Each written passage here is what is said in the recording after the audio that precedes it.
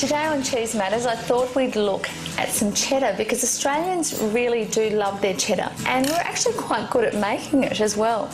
Most of you might be very familiar with the cheddar you can find in your dairy case, and it does vary from mild to matured, which we might know as tasty, through to a vintage cheddar.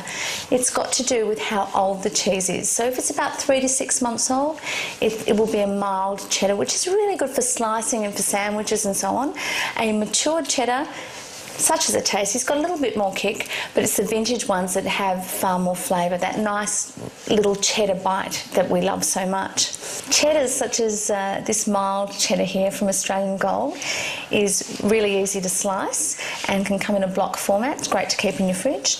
And there are more matured varieties such as this King Island Dairy, a special reserve, which is about 12 months old. It's a nice vintage cheddar, or the Farmers Union Centenary. You can see they're wax wrapped, but you can also get them cloth wrapped, and the cloth wrapped cheddar does have a slightly different flavour.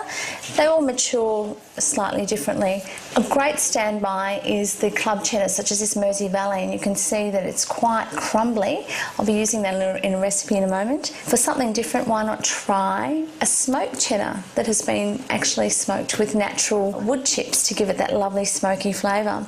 So whatever cheddar you choose, making sure that if you're cooking with it, use it from the fridge, but if you're serving it as part of a cheese platter, to make sure that it's actually served at room temperature, and that means take it out of the fridge 1 hour beforehand so it actually comes to room temperature, and the flavour of the cheese, and this really counts for most cheeses, blues and bries and wash rinds as well, the flavour will be much more developed if it's actually brought to room temperature first.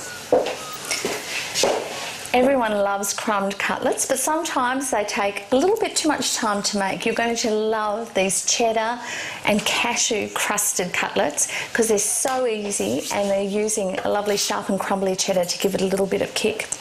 So all I need to do for starters is use some cashews. So I've got some roasted salted cashews here, so not the unsalted ones. You need that little bit of salt.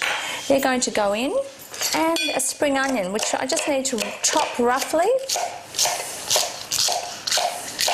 I'm using just a small little nut mill for this job, or you can do it in a small food processor.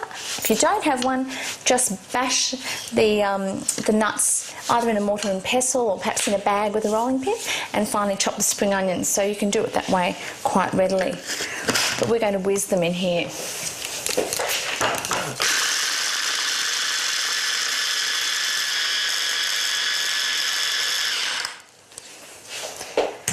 This is quite like making a pesto, and in fact you could do it with toasted pine nuts or perhaps walnuts or hazelnuts, whatever you like.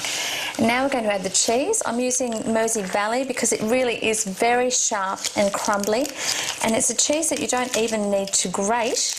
You can just simply break it off and crumble it in. So I need about 50 grams of the Mersey Valley. Really, it has a most unique melt-in-the-mouth texture. That's going to go in there. Once you've popped the cheese in, give it another good blend, just so it comes together as a paste.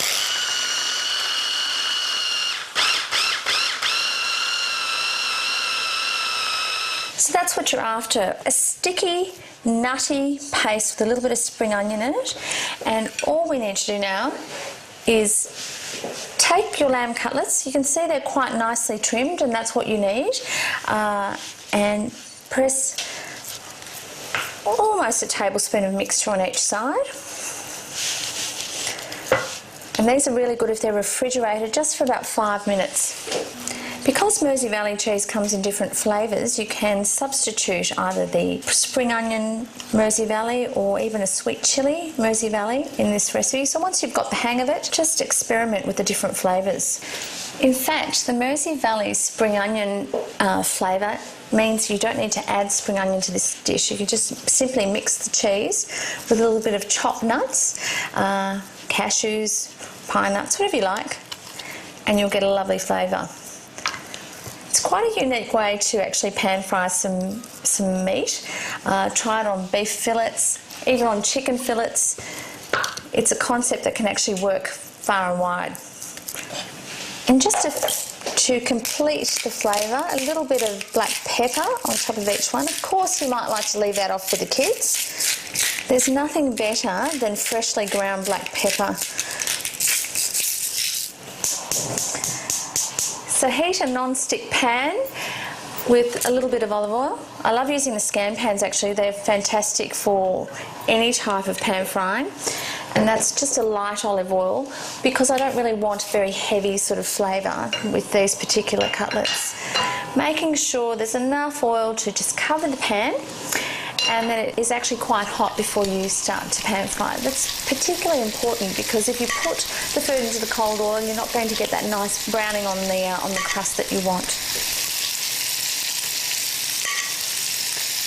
Now these little lamb cutlets are actually quite delicate. You do need to be careful because the crust can fall off, so don't play with them too much. Most people make the mistake of flipping over the steaks or the cutlets or anything they're cooking far too much. Let them cook really well on one side and then turn them over. If you feel they're browning too quickly, just turn down the heat.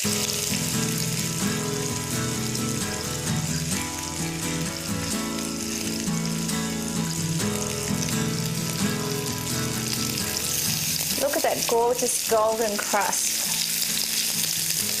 I'm now going to lower the heat and let them cook through on a much lower heat. Now with the lamb cutlets, if you want them rare, just give them a couple of minutes on each side. For medium, probably 3 minutes on each side. And for well done, closer to 4. But my preference is to serve them pink because once they're well done, they really do lose their juiciness. So try to keep them medium and get used to eating them that way. Meat's much nicer when it's actually served medium or medium rare. So all you need is a nice little salad to serve these with. And I've got a little artichoke salad here actually, made with some beautiful buttered lettuce and some artichokes, some tomato and a little bit of red Spanish onion. So drizzle over a little bit of extra virgin olive oil. I love the Spanish one from Always Fresh, and some of their white wine vinegar. And it's actually a white balsamic vinegar, so it has that little bit of sweet tang. Final grinding of pepper. And that's a great family meal for the kids and the adults alike. For more information on cheese, go to cheesematters.com.au, your complete guide to cheese.